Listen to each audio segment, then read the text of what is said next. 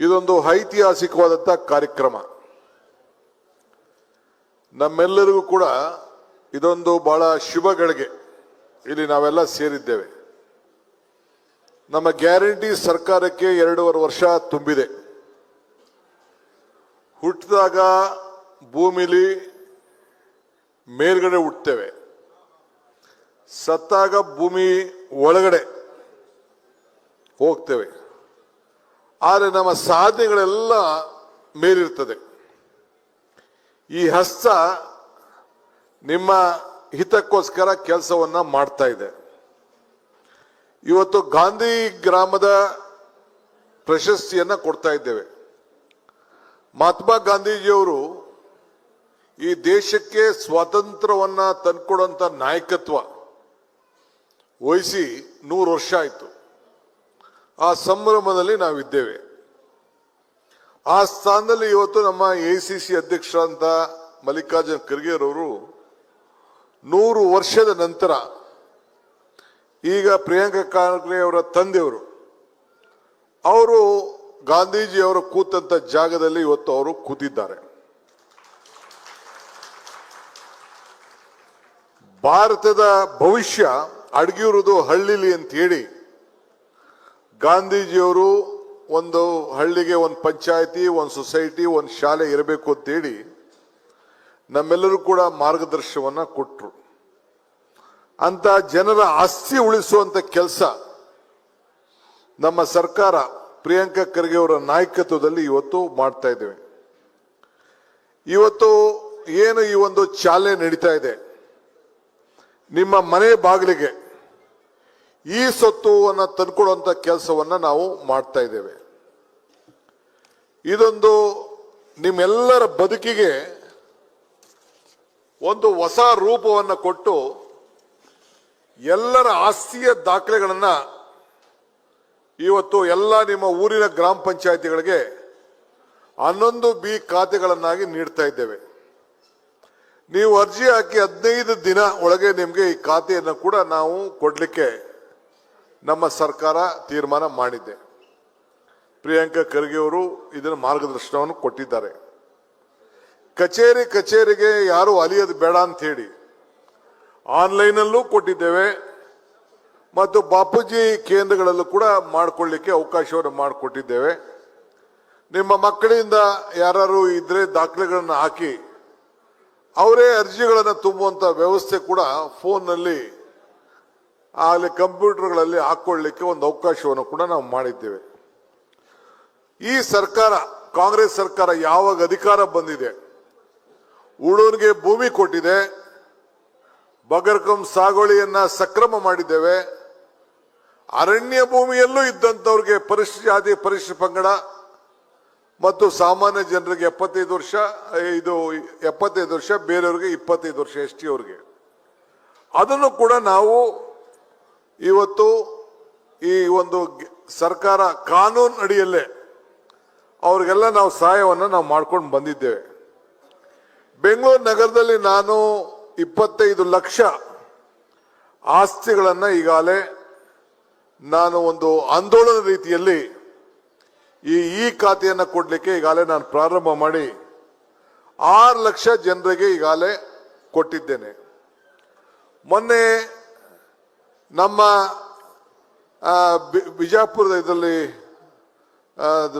ಬಳ್ಳಾರಿ ಜಿಲ್ಲೆ ನಮ್ಮ ವಿಜಯನಗರ ಅಲ್ಲಿ ನಮ್ಮ ಕೃಷ್ಣ ಬೈರೇಗೌಡರು ಮತ್ತು ಪ್ರಿಯಾಂಕಾ ಖರ್ಗೆ ಅವರು ಇಬ್ರು ಸೇರಿ 1,11,11,111 ಜನರಿಗೆ ಈ ಒಂದು ಏನು ಹಳ್ಳಿಗಳಲ್ಲಿ ಗ್ರಾಮ ಪಂಚಾಯತಿ ವ್ಯಾಪ್ತಿಯಲ್ಲಿ ಇರಲಿಲ್ಲ, ನಾವೇನು ಹಿಂದೆ ಖಾತೆಯನ್ನ ಕಾನೂನನ್ನ ನಾವು ಮಾಡ್ದೋ, ಆ ಗ್ರಾಮಗಳನ್ನ ಸಕ್ರಮ ಮಾಡ್ದೋ, ತಾಂಡ್ಯಗಳು ಬೇರೆ ಬೇರೆ ಏನೇನು ಇತ್ತು ಅವೆಲ್ಲ ಕೂಡ ಹಕ್ಕುಪತ್ರ ನೀಡಿ ಇವತ್ತು ನಾವು ಅವ್ರಿಗೆಲ್ಲರೂ ಕೂಡ ಶಕ್ತಿಯನ್ನು ತುಂಬುವಂತ ಕೆಲಸ ಕೂಡ ನಮ್ಮ ಸರ್ಕಾರ ಇವತ್ತಾಗಲೇ ಮಾಡಿದೆ.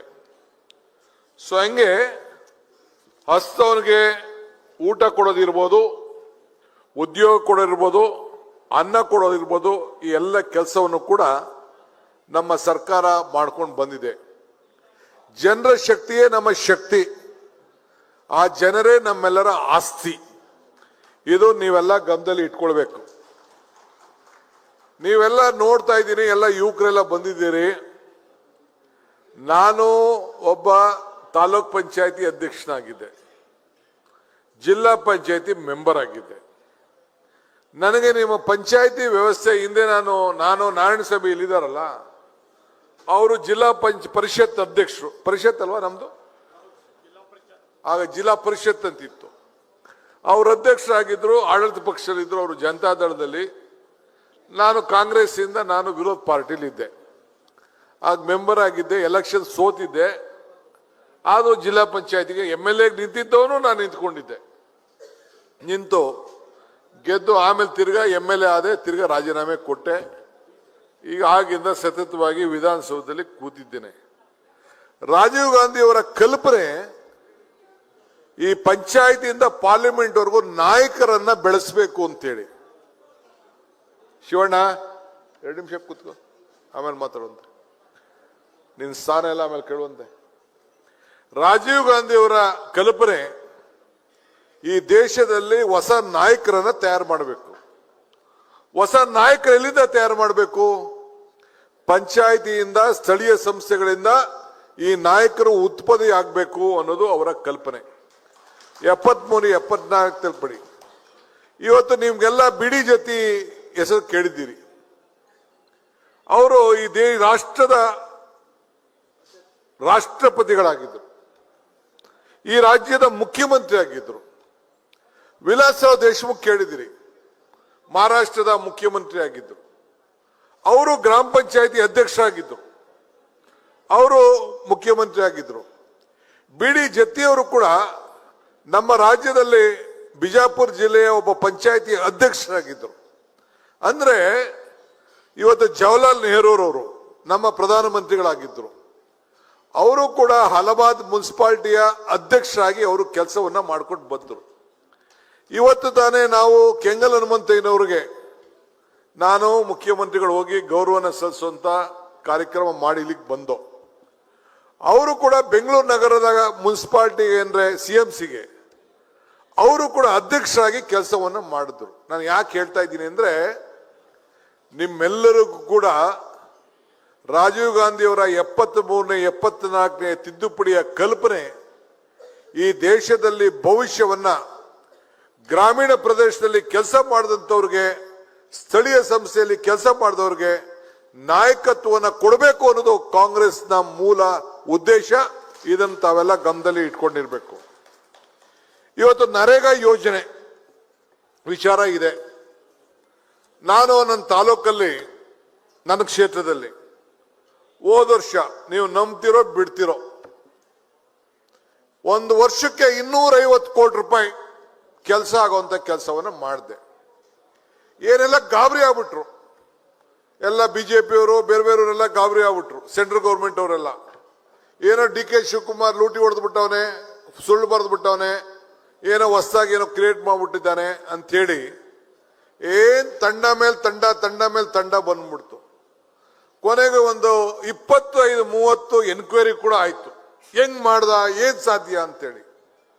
ನಾನು ಪ್ರತಿಯೊಂದು ಮನೆಗೂ ಕೂಡ ಸುಮಾರು 60-70 ಸಾವಿರ ಕುಟುಂಬಗಳಿಗೆ ಈ ನರೇಗಾ ಇಂದ, ಅವನಿಗೆ ಯಾರು ಜಮೀನಿಗೆ ಮಟ್ಟ ಮಾಡ್ಕೊಳ್ಳೋನ್ಗೆ, ಅವನಿಗೆ ಯಾರು ದನನ ಕಟ್ಟಿಗೆ ಕೊಟ್ಕೊಳ್ಳೋನ್ಗೆ, ಕೋಳಿ ಸಾಕೋನ್ಗೆ, ಆಶ್ರಯ ಮನೆಯವನಿಗೆ, ಇದು ನಮ್ಮ ಕಟ್ಟೆಗಳನ್ನ ನೀರು ಇಂಗುಗುಡ್ಡಿ ಮಾಡ್ಕೊಳ್ಳಕ್ಕೆ, ಇಲ್ಲ ಅಂದ್ರೆ ಅವನ್ನ ಅಣೆಕಟ್ಟನ್ನ ಕಟ್ಕೊಳ್ಳಿಕ್ಕೆ, ಪಿಕ್ ಡ್ಯಾಮ್ ಮಾಡ್ಕೊಳ್ಳಿಕ್ಕೆ, ಪಂಚಾಯತಿಗಳ ಆಫೀಸ್ ಇರ್ಬೋದು, ಪಂಚಾಯತಿ ಕಾಂಪೌಂಡು, ಗ್ರೌಂಡ್ಗಳು, ಪಾರ್ಕ್, ಏನೆಲ್ಲ ವ್ಯವಸ್ಥೆ ಇದೆ ಆ ವ್ಯವಸ್ಥೆಯನ್ನು ಮಾಡಲಿಕ್ಕೆ ಉಪಯೋಗವನ್ನು ಮಾಡುವಂತ ಕೆಲಸವನ್ನ ನಾನು ಮಾಡಿದ್ದೇನೆ. ಬೇಕಾದ್ರೆ ಸುಮಾರು ಜನ ಬಂದು, ನಮ್ಮ ತಾಲೂಕ್ ಪಂಚಾಯತಿಗಳು ಬಂದು, ಜನ ಬಂದು ನೋಡ್ಕೊಂಡು ಹೋಗಿ ಅಲ್ಲಿ ಮುಂದುವರ್ಸ್ಕೊಂಡು ಹೋಗಿದ್ದಾರೆ. ನಮ್ಮಲ್ಲಿ ಕೆಲಸ ಮಾಡೋದೇ ಇಲ್ಲ. ಒಂದೊಂದು ಮನೆಗೆ ಕುರಿ ಶೆಡ್ಗಳ ಕಟ್ಟಲಿಕ್ಕೆ 30,000-40,000 ರೂಪಾಯಿ ಕೂಡ ಪ್ರತಿಯೊಂದು ಕುಟುಂಬಕ್ಕೂ ಕೂಡ ನಾನು ಸಹಾಯ ಮಾಡುವಂತ ಕೆಲಸವನ್ನ ನಾನು ಮಾಡಿದೆ.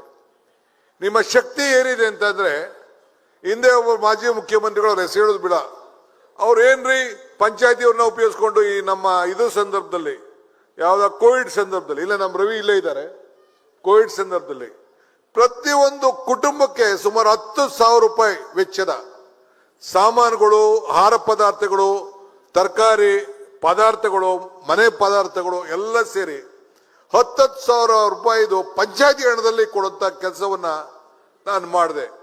ನಮ್ಮ DC ಮೇಲೆಲ್ಲ ದೊಡ್ಡ ಕಂಪ್ಲೇಂಟ್ ಮಾಡ್ತಿದ್ದ. ನಾನು ಹೇಳಿದೆ, ಕಾನೂನು ಪುಸ್ತಕ ತೆಗೆದು ನೋಡು, ಸರ್ಕಾರಕ್ಕೂ ಇದಕ್ಕೂ ಸಂಬಂಧ ಇಲ್ಲ, ನಮ್ಮ ದುಡ್ಡು, ನಮ್ಮ ಹಣ, ನಮ್ಮ ವ್ಯಾಪಾರ, ನಾವು ಪಂಚಾಯತಿಯವ್ರು ತೀರ್ಮಾನ ಮಾಡಿದೀವಿ ಅಂತೇಳಿ ಎಲ್ಲ ಪಂಚಾಯತಿಯವ್ರ ಕೆಲವು ರೆಸಲ್ಯೂಷನ್ ಮಾಡಿಸಿ ಜನರಿಗೆ ಹಂಚುವಂತ ಕೆಲಸವನ್ನ ನಾನು ಮಾಡಿದೆ. ಇದನ್ನು ಯಾಕೆ ಹೇಳ್ತಾ ಇದ್ದೀನಿ, ಎಲ್ಲಿವರೆಗೂ ನಿಮ್ಮಲ್ಲಿ ಪ್ರಾಮಾಣಿಕತೆ ಇರ್ತದೋ, ಎಲ್ಲಿವರೆಗೂ ನಿಮ್ಗೆ ಬದ್ಧತೆ ಇರ್ತದೋ, ಆ ಬದ್ಧತೆಯಲ್ಲಿ ಇವತ್ತು ನೀವು ಕೆಲಸ ಮಾಡಲಿಕ್ಕೆ ಅವಕಾಶ ಇದೆ. ಇವತ್ತು ಕೇಂದ್ರ ಸರ್ಕಾರ ನಾವು ನರೇಗಾ ತಂದಿದ್ದೇವೆ. ಈ ಒಂದು ನರೇಗಾ ವಿಚಾರಕ್ಕೆ ಬಂದಂತ ಸಂದರ್ಭದಲ್ಲಿ ನಾನು ಕೂಡ ಒಬ್ಬ ಭಾಗಿ. ಕೇಂದ್ರ ಸರ್ಕಾರದಲ್ಲಿ ನಾನು ಹೋಗಿ ಸೋನಿಯಾ ಗಾಂಧಿ ಅವ್ರ ಹತ್ರ, ಮನಮೋಹನ್ ಸಿಂಗ್ ಅವ್ರ ಹತ್ರ, ಆ ಡೆಲಿಗೇಷನ್ CP ಜೋಶಿ ಇದ್ರು. ಆಗ ಕೆಲವು ಗೈಡ್ಲೈನ್ಸ್ ಬಹಳ ಸ್ಟ್ರಿಕ್ಟ್ ಇತ್ತು, ಕಡಿಮೆ ಇತ್ತು. ಬೇರೆಯವರು ಜಮೀನ್ಗೆ ಹೋಗಿ ಕೂಲಿ ಮಾಡ್ಕೊಳ್ಳೋಕೆ ಕೆಲವರೆಲ್ಲ ಹಂಚಿಸಿದ್ರು, ಅವೆಲ್ಲ ಕೂಡ ಇತ್ತು. ನಾನು ಸಿದ್ದರಾಮಯ್ಯನವರು ನಾವೆಲ್ಲ ಬಳ್ಳಾರಿಗೆ ಹೋಗ್ತಿದ್ದಾಗ ಮೊಳಕಾಲ್ಮೂರು ಹತ್ರ ಒಂದು ಹಳ್ಳಿಲಿ ಒಂದು 50 ಜನ ಹೆಣ್ಮಕ್ಳು ಮಧ್ಯ ನಿಂತ್ಕೊಂಡು ಅವರ ಕಷ್ಟನ ಹೇಳ್ಕೊಂಡ್ರು, ಅವ್ರ ಕೂಲಿ ಹೋಗೋದ್ ಬಗ್ಗೆ ಹೇಳ್ಕೊಂಡ್ರು. ಆಗ ಕೊನೆಗೆ 50 ರೂಪಾಯಿ ಅನ್ನೋದಿತ್ತು. ಇದನ್ನು ಕೂಡ ಎತ್ಕೊಂಡೋಗಿ ನಾನು CP ಜೋಶಿಗೆ, ಸೋನಿಯಾ ಗಾಂಧಿಗೆ ಒಂದು ಅರ್ಜಿ ಕೊಟ್ಟೆ, ನಾನು ಈ ತರ ಇದೆ ಪರಿಸ್ಥಿತಿ ಅಂತೇಳಿ. ಆಗ ಅವರು ಕರೆದು CP ಜೋಶಿಗೆ ಹೇಳಿದ್ರು, ಸೋನಿಯಾ ಗಾಂಧಿ ಅವರು, ಇದೇನೋ DK ಹೇಳ್ತಾನೆ ಸ್ವಲ್ಪ ಕೇಳಿ ಅಂತ. ಆಮೇಲೆ ತೀರ್ಮಾನವನ್ನು ಮಾಡಿ ತಮ್ಮ ಸ್ವಂತ ಜಮೀನಲ್ಲೇ ಅವನು ಜಮೀನನ್ನ ಮಟ್ಟ ಮಾಡ್ಕೊಳ್ಳಿಕ್ಕೆ, ನಮ್ಮ ರೇಷ್ಮೆ ಕಡ್ಡಿ ಹಾಕ್ಲಿಕ್ಕೆ, ಬೇರೆ ಯಾವ್ದಾದ್ರು ಒಂದು ವ್ಯವಸಾಯ ಹಾಕ್ಲಿಕ್ಕೆ, ಗುಂಡಿ ತೋಡಿ ಉಣ್ಲಿಕ್ಕೆ, ಅದಕ್ಕೂ ಕೂಡ ಈ ನರೇಗಾದಿಂದ ಹಣವನ್ನ ಪಡ್ಕೊಳ್ಳಿಕ್ಕೆ ಅವಕಾಶವನ್ನ ಕಲ್ಪಿಸ್ಕೊಳ್ಳುವಂತ ಕಾನೂನು ವ್ಯವಸ್ಥೆಯನ್ನ ಅವತ್ತು CP ಜೋಶಿ ಅವರು, ಮನಮೋಹನ್ ಸಿಂಗ್ ಅವರು ತಂದ್ಕೊಟ್ರು ಅನ್ನೋದನ್ನ ನನಗೆ ಹೇಳ್ಕೊಳ್ಳಿಕ್ಕೆ ನನಗೆ ಬಹಳ ಸಂತೋಷ ಆಗ್ತದೆ. ಇದನ್ನ ನೀವು ಸರಿಯಾಗಿ ಉಪಯೋಗಿಸ್ಕೊಳ್ಬೇಕು. ಇವತ್ತು ನಾನು ನಮ್ಮ ಅಧಿಕಾರಿಗಳ ಕೇಳಿದೆ, ನಮ್ಮ ಶುಕ್ಲಾ ಅವರು, ಬೇರೆಯವರೆಲ್ಲ ಇದ್ರು, ನಮ್ಮ ಆಫೀಸರ್ಸ್ ಎಲ್ಲ ಇದ್ರು, ಅವರೆಲ್ಲ ನಮ್ಮ ಡೈರೆಕ್ಟರ್ ಎಲ್ಲ. ಅವ್ರೀಗ ಕೆಲವರು ಈಗ ಕೋಲಾರ, ತುಮಕೂರಲ್ಲೆಲ್ಲ ಚೆನ್ನಾಗಿ ಈಗ ಹೊಸದಾಗಿ ಪ್ರಾರಂಭ ಮಾಡಿದಂತೆ. ಸೊ ನೀವು ಬಳಸ್ಕೊಳ್ಬೇಕು. ಈಗ ಕೇಂದ್ರ ಸರ್ಕಾರ 2025ರಲ್ಲಿ ಯಾಕೋ ನಮ್ಮ ಮೇಲೆ ಸ್ವಲ್ಪ ಮಲ್ತಾಯಿ ಧೋರಣೆ ಮಾಡ್ತಾ ಇದ್ದಾರೆ NDA ಸರ್ಕಾರ. ಇದು ಯಾಕೆಂದ್ರೆ ನಾವು ಕಾಂಗ್ರೆಸ್ ಅವ್ರು ತಂದ್ಬಿಟ್ವಲ್ಲ, ಇದಕ್ಕೇನಾದ್ರು ಮಾಡಿ ಇದನ್ನ ಎಳಿಬೇಕು ಅಂತೇಳಿ ನಮ್ಗೆ ಹೆಚ್ಚಿಗೆ ಪ್ರಚಾರ ಸಿಕ್ಬಿಡ್ತದೆ, ಜನರ ಹೃದಯಕ್ಕೆ ಹೊಟ್ಟೋಗ್ಬಿಡ್ತೀವಿ ಅಂತೇಳಿ ಪಾಪ ಅವರು ನಮ್ಗೆ ಬಗ್ಗೆ ಒಂದು ನೋಡ್ತಾ ಇದ್ದಾರೆ.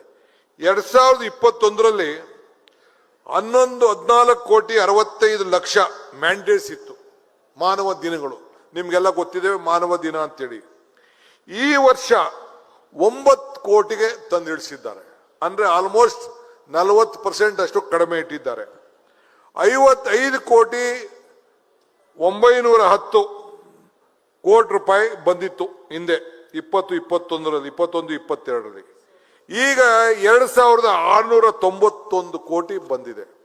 ಅಂದ್ರೆ ಎಷ್ಟು ವ್ಯತ್ಯಾಸ ಆಗಿದೆ ಅನ್ನೋದನ್ನ ತಾವಿದ್ರಲ್ಲಿ ತಾವೆಲ್ಲ ಗಮನಿಸಬೇಕು. ಈಗ ಮೇಜರ್ ಪ್ರೋಗ್ರಾಮ್ ಇದೆ, ಜಲ್ ಜೀವನ್ ಮಿಷನ್ ಅಂತ. ಒಟ್ಟು ನಮ್ಮ ಫೈನಾನ್ಸ್ ಇದರಲ್ಲಿ ಬಜೆಟ್ 24,000 ಕೋಟಿ ಇದೆ. ನಮ್ಮ ಇರಿಗೇಷನ್ ಬರೀ 22,000, RDP ಅದು 24,000 ಇದೆ. ಇಲ್ಲಿ ಫೈನಾನ್ಸ್ ಕಮಿಷನ್ಗೆ 20 ZPಗೆ, TPಗೆ, ಗ್ರಾಮ ಪಂಚಾಯತಿಗೆ ಸಪರೇಟ್ ವ್ಯವಸ್ಥೆ ಇರೋದು ತಮ್ಗೆಲ್ಲ ಗೊತ್ತಿರುವಂತ ವಿಚಾರ. ಇವತ್ತು ನಾನು ತಮ್ಗೆ ಹೇಳಿದು, ಇವತ್ತು ನಮ್ಮ ಪಂಚಾಯತಿಯ ವ್ಯವಸ್ಥೆಯಲ್ಲಿ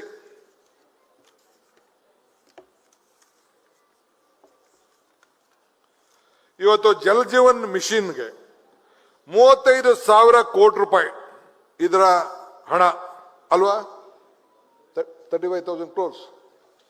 25,000 ಕೋಟಿ ರೂಪಾಯಿ ರಾಜ್ಯ ಸರ್ಕಾರ, 11,000 ಕೋಟಿ ರೂಪಾಯಿ ಕೇಂದ್ರ ಸರ್ಕಾರ, ಒಟ್ಟು 13,000 ಕೋಟಿ ರೂಪಾಯಿ ಬಾಕಿ ಇದೆ. ಲೆಕ್ಕ ಅವರು 45%, ನಾವು 45%, ನೀವು 10% ಅಂತ ಅದು ಲೆಕ್ಕ ಇರೋದು. ಸೊ ಲಾಸ್ಟ್ ಇಯರ್ ಬರೀ ನಮಗೆ 3,700 ಕೋಟಿ ರೂಪಾಯಿ ನಾವು ಸರ್ಕಾರ ಕೊಟ್ಟಿದೆ. ಕೇಂದ್ರ ಸರ್ಕಾರ ಇನ್ನ 0, ಇನ್ನ 1 ರೂಪಾಯಿ ಹಣ ಕೂಡ ಕೊಟ್ಟಿಲ್ಲ. ಇವತ್ತು ನರೇಗಾದಲ್ಲಿ ಈಗಾಗಲೇ ನಾನು ನಿಮ್ಗೆ ಹೇಳಿದ್ದೇನೆ, ರೋಡ್ ವರ್ಕ್ ಕೂಡ ಸುಮಾರು ಇಲ್ಲ, 0 ಅಂತ ಹೇಳಿದ್ದೀನಿ ನಾನು, ಏನು ಇಲ್ಲ. ಸೊ ಹಂಗೆ ಇವತ್ತು 25,000 ಕೋಟಿಲಿ ಇವತ್ತು ಜಲ್ ಜೀವನ್ ಮಿಷನ್ಗೆ 11,000 ಕೋಟಿ, ನರೇಗಾಗೆ 2,400 ಕೋಟಿ, ರೂರಲ್ ರೋಡ್ಸ್ಗೆ 1,000 ಕೋಟಿ, ಹಿಂಗೆ ಇವೆಲ್ಲ ಕೂಡ 900 ಕೋಟಿ ಸಿಎಂ ಇನ್ಫ್ರಾಸ್ಟ್ರಕ್ಚರ್.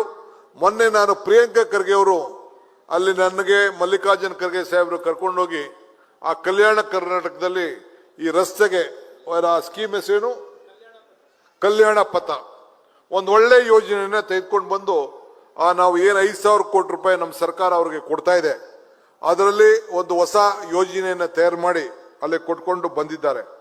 ಸೊ ಪ್ರಗತಿ ಪಥ ಕೂಡ ಒಂದು ಕಾರ್ಯಕ್ರಮ ಇದೆ. ಸೊ ಹಂಗೆ ಅನೇಕ ಕಾರ್ಯಕ್ರಮಗಳನ್ನು ಇವತ್ತು ನಾವು ರೂಪಿಸ್ಕೊಂಡು ನಾವು ಬರ್ತಾ ಇದ್ದೇವೆ. ಇವತ್ತು ತಮ್ಗೆ ನಾನು ಹೇಳೋದಿಷ್ಟೇ, ಇವತ್ತು ಏನು ನಮ್ಮ ಸರ್ಕಾರ ಈ ಒಂದು ಕಾರ್ಯಕ್ರಮವನ್ನು ರೂಪಿಸಿದೆ, ಇವತ್ತು ನಾವು 1,48,00,000 ಆಸ್ತಿಗಳ ಮನೆಗಳಿದೆ. ಇದರಲ್ಲಿ ನಾವು 53,000 ಅಷ್ಟು ನಾವು ಮಾಡಿದ್ದೇವೆ, 50 ಲಕ್ಷ ಅಷ್ಟು. ಇನ್ನ 95 ಲಕ್ಷ ಮನೆಗಳು ಇವತ್ತು ಉಳ್ಕೊಂಡಿದೆ. ನೀವೆಲ್ಲ ಬಾಪು ಸೇವಾ ಕೇಂದ್ರದಲ್ಲಿ ಇವತ್ತು ಮಾಡಿಕೊಳ್ಳಿಕ್ಕೆ ಒಂದು ಅವಕಾಶ ಇವತ್ತು ಒದಗಿಸ್ಕೊಟ್ಟಿದೆ. ಒಂದು ನಾನು ನಿಮ್ಮ ಎಲ್ಲರಿಗೂ ಕೂಡ ನಾನು ಅಭಿನಂದಿಸಬೇಕು. ಪ್ರಿಯಾಂಕಾ ಖರ್ಗೆ ಅವರ ನೇತೃತ್ವದಲ್ಲಿ ಇಡೀ ರಾಜ್ಯದಲ್ಲಿ 1,272 ಕೋಟಿ ರೂಪಾಯಿನ ಟ್ಯಾಕ್ಸ್ ಕಲೆಕ್ಟ್ ಮಾಡಿದ್ದೀರಿ. ಪ್ರಧಾನಮಂತ್ರಿಗಳು ಕೂಡ ಇವತ್ತು ಒಂದು ಉತ್ತಮವಾಗಿ ಕೆಲಸ ಮಾಡಿದ್ದೀರಿ ಅಂತೇಳಿ ಅಭಿನಂದಿಸಿದ್ದಾರೆ. ರಾಜ್ಯದ ಸರ್ಕಾರವಾಗಿ ನಿಮಗೂ ಕೂಡ ಅಭಿನಂದಿಸಿ. ಹಂಗೆ ನಾನು ನಮ್ಮ ತಾಲೂಕು ಕೂಡ ಅವಾರ್ಡ್ ಕೊಡಬೇಕಾಯ್ತು, ಕೊನೆಗೆ ಡಿ ಕೆ ಕರೆದು ಎಲ್ಲ ಕೊಡಬೇಕಾಯ್ತದು ಅಂತೇಳಿ ಕೊನೆಗೆ ಅವಾಯ್ಡ್ ಮಾಡಿ ನಮ್ಮ ತಾಲೂಕ್ ಪಂಚಾಯತಿ ಅಧ್ಯಕ್ಷನ ಕರೆದು ಅವತ್ತಿನ ಕಾಲದಲ್ಲಿ ಅವಾರ್ಡ್ ಕೊಟ್ಟರು. ಇರಲಿ, ದಾಖಲೆಗಳನ್ನು ಯಾರು ಕೂಡ ಉಳಿಸ್ಲಿಕ್ಕೆ ಸಾಧ್ಯ ಇಲ್ಲ. ನಾನು ಆಗಾಗ ಹೇಳ್ತಾ ಇರ್ತೀನಿ, ಟೀಕೆಗಳು ಸಾಯ್ತವೆ, ಕೆಲಸಗಳು ಉಳಿತವೆ ಅಂತೇಳಿ. ಹಂಗೆ ನೀವೆಲ್ಲ ಕೂಡ ಇವತ್ತು 11B ಇವತ್ತು ಏನು ಒಂದು ವ್ಯವಸ್ಥೆ ಮಾಡಿದೀವಿ, ಇದು ಒನ್ ಟೈಮ್ ಡಬಲ್ ಟ್ಯಾಕ್ಸ್ ಕಟ್ಟುವಂಥದ್ದು, ಎಲ್ಲ ದಾಖಲೆಗಳನ್ನ ಕರೆಕ್ಟ್ ಮಾಡ್ಕೊಳ್ಳುವಂಥದ್ದು, ಗೈಡೆನ್ಸ್ ವ್ಯಾಲ್ಯೂ 0.05 ಟೈಮ್ಸು. ಎಲ್ಲರಿಗೂ ಕೂಡ ಆಸ್ತಿಗಳನ್ನು ನೀವೊಂದು ಕ್ರಾಂತಿಕಾರಿ ಮನೆಗೂ ಹೋಗಿ ಮನೆಗೂ ಮಾತಾಡಿ ಅವರ ನಿಮ್ಮ ಆಸ್ತಿ ದಾಖಲೆಗಳನ್ನ ಕರೆಕ್ಟ್ ಮಾಡ್ಕೊಳ್ಳಿ ಅಂತೇಳಿ ಇವತ್ತು ಹೊರಡಬೇಕು. ಆ ಕೆಲಸ ನೀವೆಲ್ಲ ಸೇರಿ ಮಾಡಬೇಕು ಅಂತೇಳಿ ತಮ್ಮಲ್ಲಿ ನಾನು ಪ್ರಾರ್ಥನೆಯನ್ನು ನಾನು ಮಾಡ್ತಾ ಇದ್ದೇನೆ. ಇವತ್ತು ನೀವೆಲ್ಲ ಹಳ್ಳಿಲಿ ಕೆಲಸ ಮಾಡ್ತಾ ಇದ್ದೀರಿ. ಈಗ ಅವಕಾಶ ಎಷ್ಟೇ ದೊಡ್ಡಿದ್ರು ಕೂಡ, ಆಕಾಶ ಎಷ್ಟೇ ದೊಡ್ಡದಾಗಿದ್ರು ಕೂಡ ಸೂರ್ಯ ಚಂದ್ರ ನಕ್ಷತ್ರಕ್ಕೆ ಬೆಲೆ ಜಾಸ್ತಿ ಇದ್ದೇ ಇದೆ.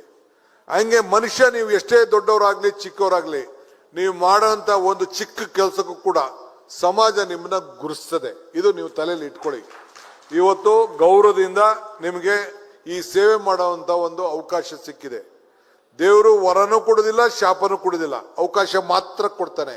ಆ ಅವಕಾಶ ಕೊಟ್ಟಾಗ ನೀವು ಯಾವ ರೀತಿ ಬಳಸ್ಕೊಳ್ಬೇಕು ಅಂತೇಳಿ ನೀವು, ನಾವ್ ಹೆಂಗೆ ಈ ದೀಪ ಬೆಳಗದ್ವಲ್ಲ, ಯಾರಿಗೆ ದೀಪ ಬೆಳಗಿದ್ದು, ಆ ದೀಪ ಪ್ರತಿಯೊಬ್ಬ ಮನೆಯಲ್ಲೂ ಕೂಡ ನೀವು ಬೆಳೆಸಿ ಅವರ ಅವ್ರ ಆಸ್ತಿಗಳ ದಾಖಲೆಗಳನ್ನ ಗ್ಯಾರಂಟಿ ಮಾಡುವಂತ ಕೆಲಸ ತಾವು ಮಾಡಬೇಕು ಅಂತೇಳಿ ಇವತ್ತು ಮಾಡಬಹುದು.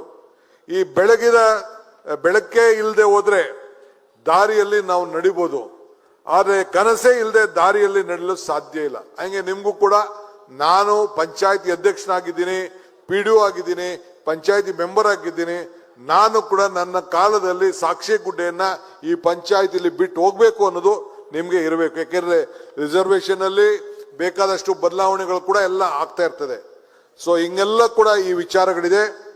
ನಾನು ಈ ಪಂಚಾಯತಿ ವ್ಯವಸ್ಥೆಯಲ್ಲಿ ಹಿಂದೆ ನಾನು ಮೆಂಬರ್ ಆಗಿದ್ದಾಗ ಜಿಲ್ಲಾ ಪಂಚಾಯತಿಗೆ ಪ್ರತಿಯೊಂದು ಲೈನು ಆಕ್ಟಲ್ಲಿ ನೋಡಿದ್ದೆ, ಎಷ್ಟೆಷ್ಟು ಕಾನೂನಲ್ಲಿ ಶಕ್ತಿ ಇದೆ ಅಂತೇಳಿ ಓದಿದೆ. ಈಗ ಬಿಟ್ಬಿಟ್ಟೆ. ಮೊನ್ನೆ ನಾನು MA ಪಾಸ್ ಮಾಡಿದೆ 2008ರಲ್ಲಿ.